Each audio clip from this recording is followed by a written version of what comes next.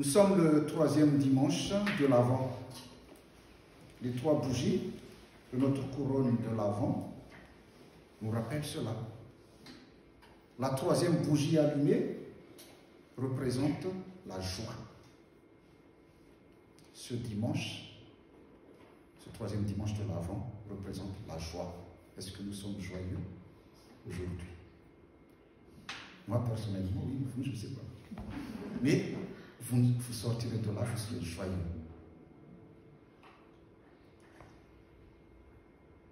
Ce 3e dimanche est celui de la joie, car le Seigneur est proche. Sa venue dans le monde est source d'espérance. Une espérance de pardon, une espérance de pardon, une espérance de foi, une espérance de joie et une espérance de paix. D'ailleurs, nos 3 lectures du jour nous révèlent, nos 3 lectures du jour vont dans ce sens-là.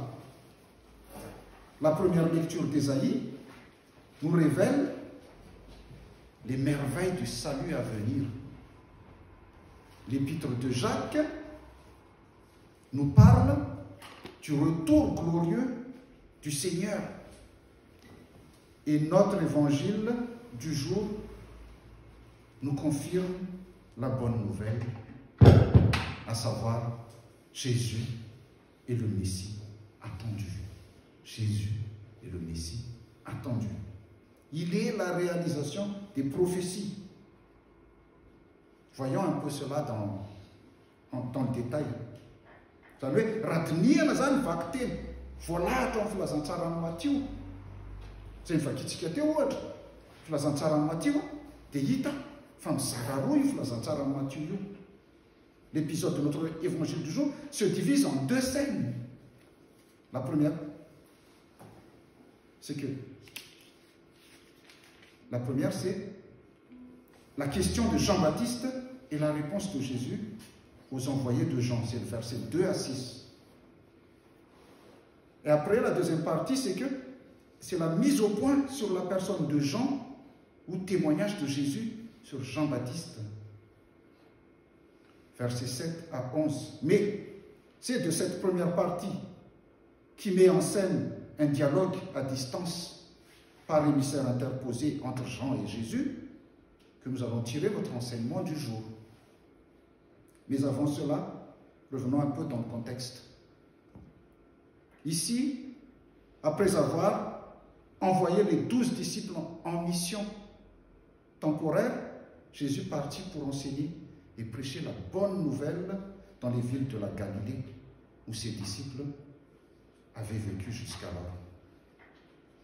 Entre-temps, Jean avait été emprisonné par Hérode. Il est en prison, mais il est quand même en lien avec l'extérieur. Et il entend parler des œuvres de Jésus-Christ. Mais il s'interroge sur la mission de Jésus. Il est en désarroi, en fait, si vous voulez. Jean est en désarroi. Et il doute parce que ce qu'il entend ne correspond pas à l'image qu'il avait du Messie.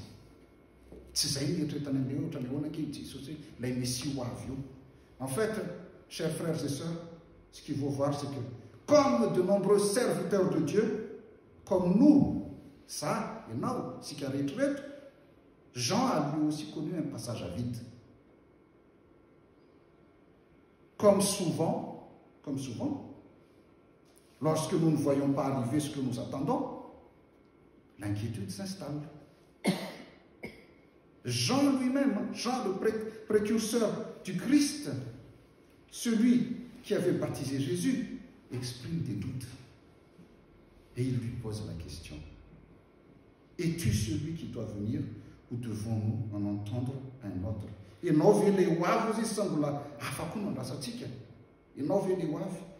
En fait, cette question de Jean n'est pas anodine. Parce que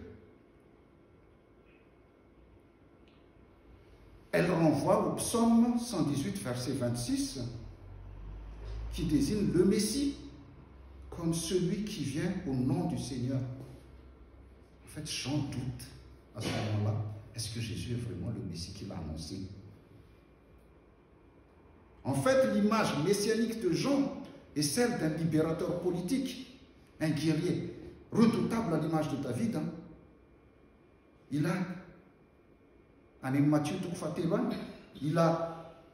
avait présenté le Christ comme celui qui devait apporter un jugement terrible, c'est-à-dire un Messie justicier.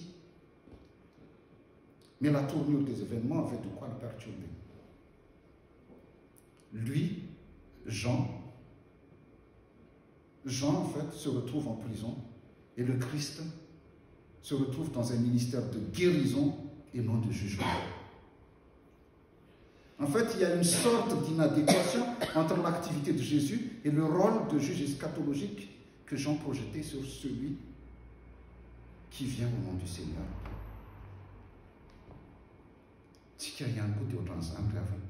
Nous sommes comme cela. Comme Jean, dans nos doutes, dans nos questionnements, nous pouvons aussi être enfermés dans une fausse idée de Jésus. Une idée qui n'est pas la vérité de l'évangile. Nous sommes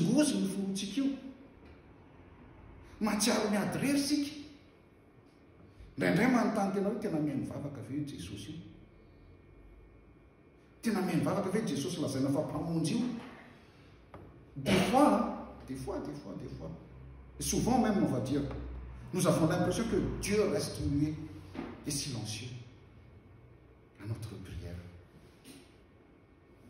Jésus, le Sauveur, semble lointain.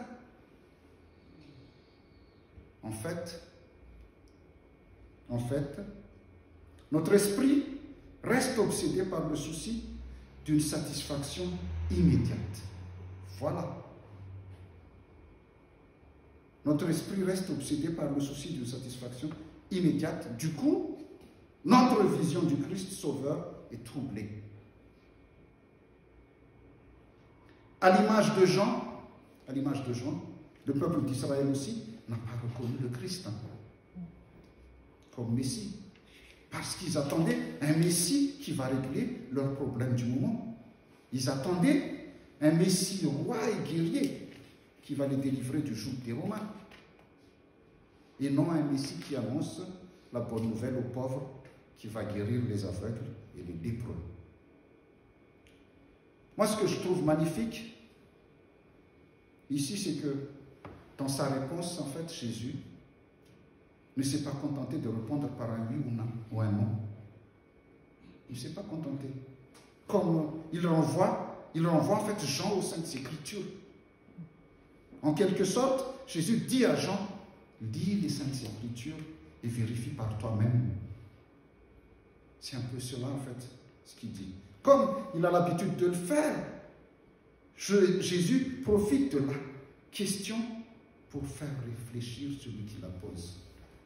Jésus Seigneur est ramantaniastike. Zay fomba fiasan'Andriamanitra.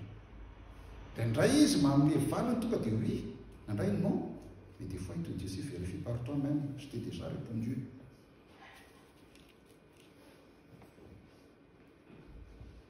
Comme à Jean,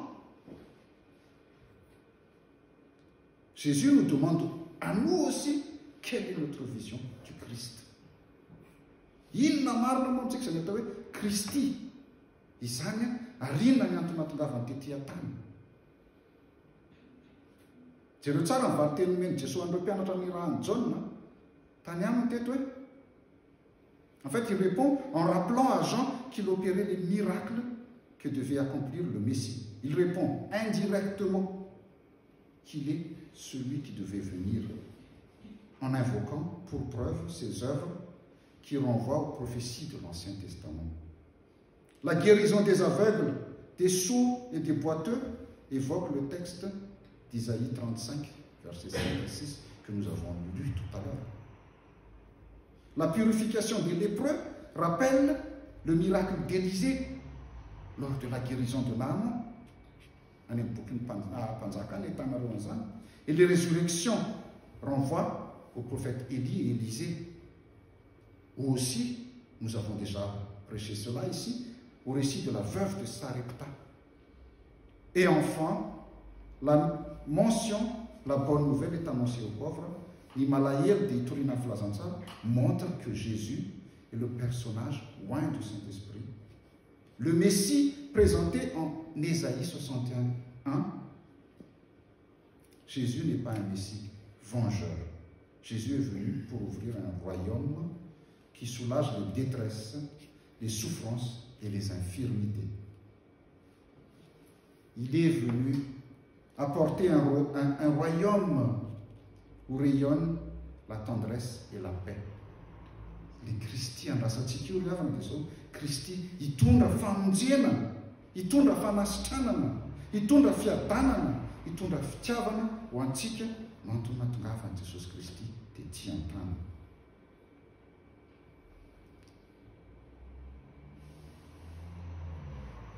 Si je veux simplifier, ce ne sont pas les bénédictions et les dons qu'il faut rechercher, mais Jésus Christ lui-même. Ce ne sont pas les bénédictions et les dons qu'il faut rechercher, mais Jésus Christ lui-même. Zayanelewe, Kachawalu, Fanzakana de Manta, c'est au Famarina, il y a un emploi, c'est un détail. Refanana Jésus Christ, il y a un emploi, c'est un détail. Est-ce que la réponse de Jésus a satisfait Jean? Le texte ne le mentionne pas. Hein? Et tant mieux. Et tant mieux que le texte ne le mentionne pas, parce que ça nous oblige aussi, à nous, lecteurs actuels, de ce texte, à réfléchir. Est-ce qu'une telle réponse nous aurait suffi? Là est la question. Est-ce qu'une telle réponse nous aurait suffi?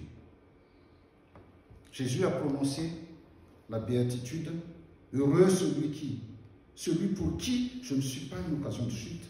Et en prononçant cette béatitude, Jésus salue la bonne attitude de Jean, qui, au lieu d'entretenir son doute, a envoyé ses disciples poser sa question. Au lieu de se faire sa propre opinion, il s'est tourné vers Jésus et lui demande de l'éclairer. C'est ce qu'on nous demande aussi. Faisons-en de même. Posons-lui directement la question en le priant sans arrêt, sans faiblir et sans abandonner notre foi. Sans abandonner la foi. Si sa décision nous désoriente, voire nous déçoit des fois, hein, n'ayons pas peur de lui dire dans nos prières. Fais-le prier sans cesse. N'ayons pas peur de lui dire dans nos prières, au lieu de nous mentir à nous-mêmes. Hein. Des fois, on se ment à nous-mêmes.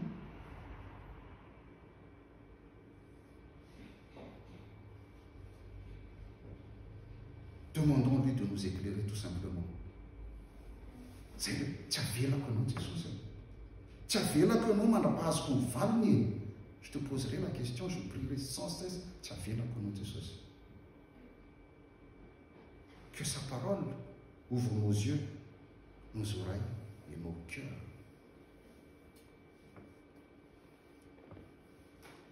L'épître de Jacob, l'épître de Jacques que nous avons lu tout à l'heure, dit « Soyez patients. Frères et sœurs, jusqu'au retour du Seigneur, vous aussi soyez patients, affermissez votre cœur, car le retour du Seigneur est proche. » Mareta tsara rala mandrapiavy tompo. Mareta koa ianareo, mampahireza ny fonareo fa efa midia akaiky ny fiavin'ny tompo. Niafatra ho antsika androany ravana dia zao. Niafatra ho antsika androany dia zao. Ne nous attendons pas à ce que tout soit facile et agréable dans la vie présente. Le chemin et la décision de Dieu sont toujours différents de ce que nous pensons. Mais soyons patients et tenons ferme, mes frères et sœurs. Soyons patients et tenons ferme, mes frères et sœurs. Car, mis à part peut-être les mauvaises herbes, la récolte ne pousse pas en une nuit. Trop de précipitations peuvent ruiner un grand projet.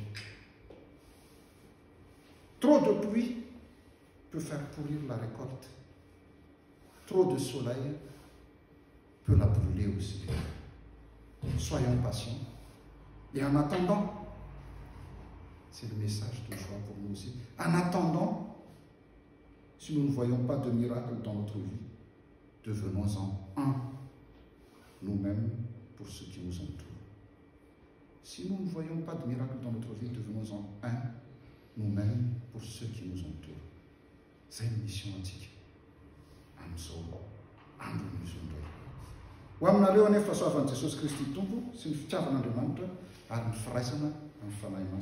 Amen.